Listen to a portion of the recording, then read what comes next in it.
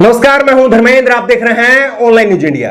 2 अगस्त 2020 का दिन बीजेपी के लिए कयामत का दिन साबित हुआ। 2 अगस्त 2020 को सुबह सुबह उत्तर प्रदेश से खबर आई कि उत्तर प्रदेश की कैबिनेट मंत्री कमला रानी, जो कि कोरोना से पॉजिटिव थी, उनकी मृत्यु हो गई। उसके बाद में शाम को एक बड़ी खबर आई 4:43 पर खुद गृह मंत्री अमित शाह ने ट्वीट करके यह जानकारी दी कि उनकी रिपोर्ट कोरोना की पॉजिटिव आई है और वो मेदांता हॉस्पिटल में भर्ती हो गए हैं। उसके बाद में खबर आई उत्तर प्रदेश के बीजेपी के अध्यक्ष स्वतंत्र देव सिंह, वो भी कोरोना पॉजिटिव हो गए हैं। उसके बाद में खबर आई कि बीजेपी के आगरा के विधायक वो भी कोरोना पॉजिटिव हो गए हैं। उसके बाद में खबर आई उत्तर प्रदेश के ही जल शक्ति मंत्री महेंद्र सिंह, वो भी कोरोना पॉजिटिव हो गए हैं। बीजेपी के लिए 2 अगस्त 2020 का दिन पूरी तरह से एक कयामत का दिन रहा, जहां पर बीजेपी में कोरोना का विस्फोट हो गया। और वहीं पर शाम होते होते खबर आई कि तमिलनाडु के गवर्नर बनवारी लाल पुरोहित, वो भी कोरोना पॉजिटिव हो गए हैं और राजभवन के 87 जो लोग हैं वो भी कोरोना पॉजिटिव पाए गए हैं।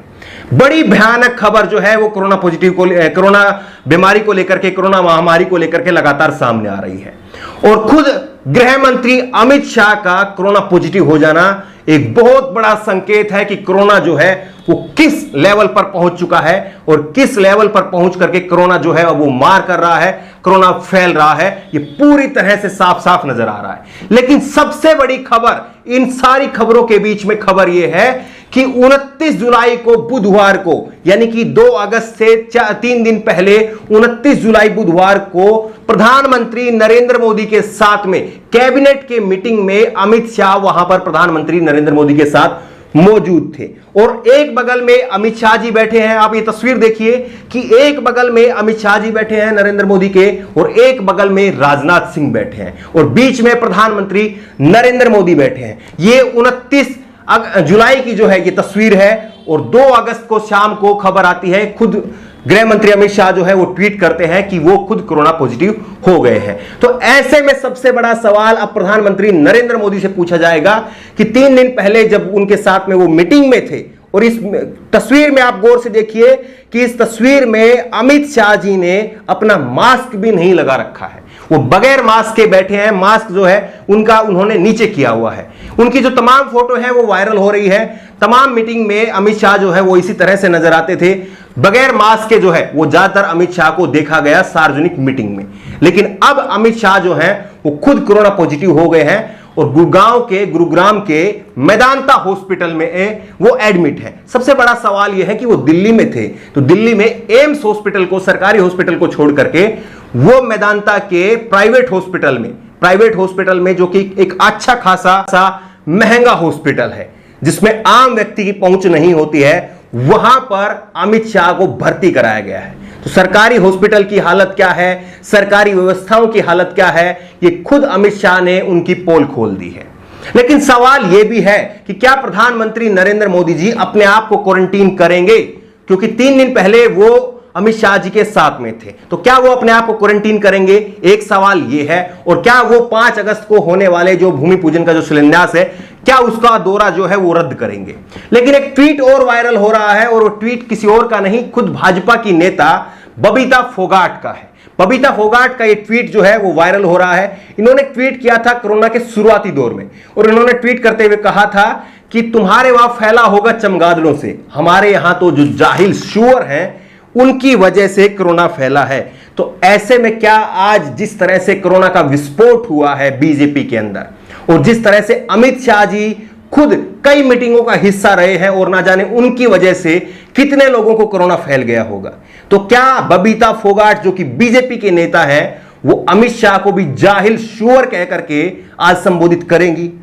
वाकई ऐसे नेताओं को सोचना चाहिए कि वो क्या बोल रहे हैं। एक बीमारी को लेकर के, एक धर्म विशेष के ऊपर आप किस तरह की टिप्पणी कर रहे हैं, कल को यही टिप्पणी घूम करके आपके ऊपर आ सकती है। और वही टिप्पणी आज घूम करके उनके ऊपर आ गई है। लोग उनसे पूछ रहे हैं कि क्या आप अमित शाह को आज जाहिल सुअर कहेंगे जो कि कोरोना फैलाने का काम कर रहे हैं, क्योंकि अमित शाह ने भी कई सारी मीटिंगों में जो है वो हिस्सा लिया है।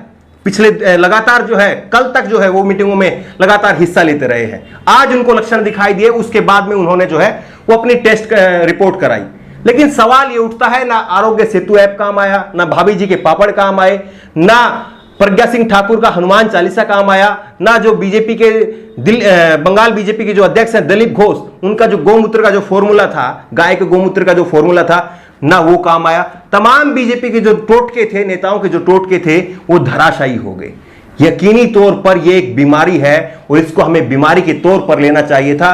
लेकिन कोरोना के शुरुआती दौर में किस तरह से बीजेपी के नेताओं ने एक धर्म विशेष के साथ में इसको जोड़ करके एक धर्म विशेष के नेताओं पर, एक धर्म विशेष के लोगों पर जिस तरह की टिप्पणियां की, आज घूम करके वही टिप्पणियां, वही बयान, वही ट्वीट उनके सामने खड़े हो रहे हैं और उनसे लोग अब सवाल पूछ रहे हैं कि क्या अमित शाह जी को आप बबीता फोगाट जी जाहिल सुअर कह पाएंगी।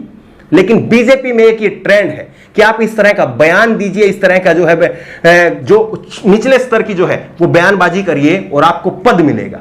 और आपको जानकर के हैरानी होगी कि 2 दिन पहले ही 31 जुलाई को हरियाणा में बीजेपी की सरकार, मनोहर लाल खट्टर की सरकार ने हरियाणा में खेल उप निदेशक बनाया है बबीता फोगाट को। यह इनाम मिला है इस तरह की बयानबाजी का। इसीलिए बीजेपी में जो तमाम नेता हैं, इस तरह के जो नेता हैं, वो इस तरह की बयानबाजी करते हैं।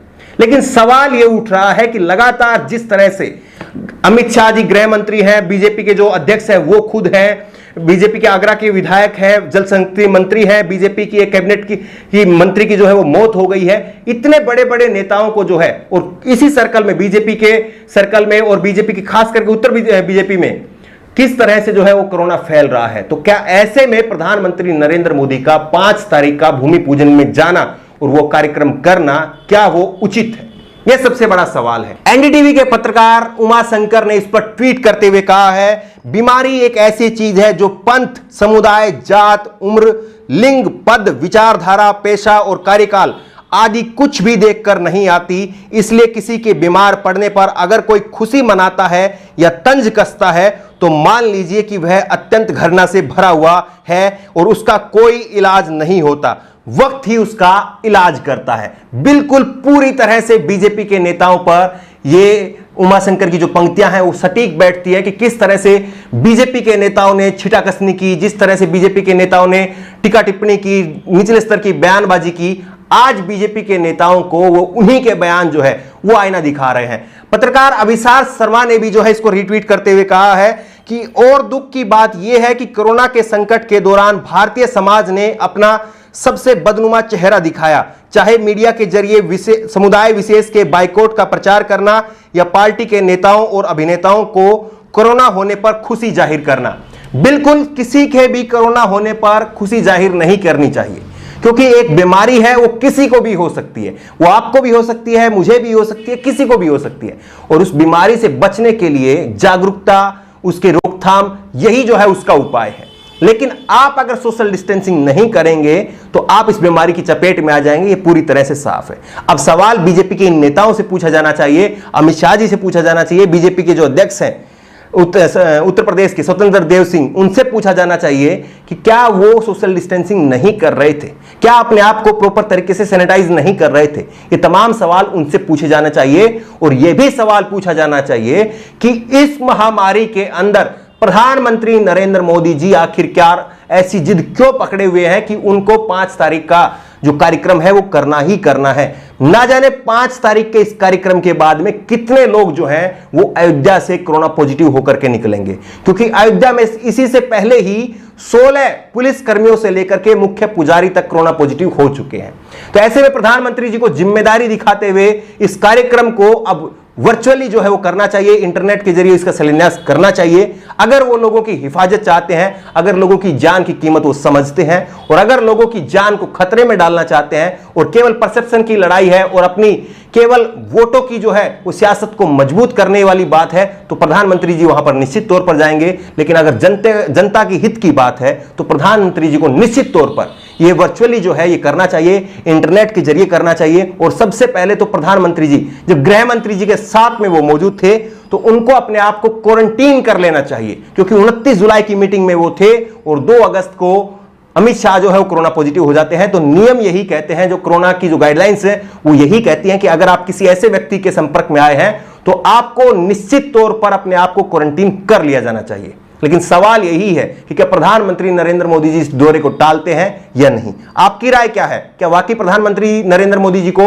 अब भी अयोध्या के इस दौरे पर जाना चाहिए, भूमि पूजन का जो शिलान्यास है वो करना चाहिए, या वर्चुअली जो है इंटरनेट के जरिए जो है वो इसको किया जाना चाहिए? इस खबर को लेकर के आपकी जो भी राय हो नीचे कमेंट बॉक्स में अपनी राय जरूर दें, और इसी तरह की तमाम खबरों के लिए ऑनलाइन न्यूज इंडिया को सब्सक्राइब करें। धन्यवाद। इस खबर को अभी लाइक करें, शेयर करें, और ऑनलाइन न्यूज इंडिया की सभी खबरें अपने मोबाइल फोन पर सबसे पहले देखने के लिए अभी चैनल को सब्सक्राइब करें और घंटी जरूर दबाएं।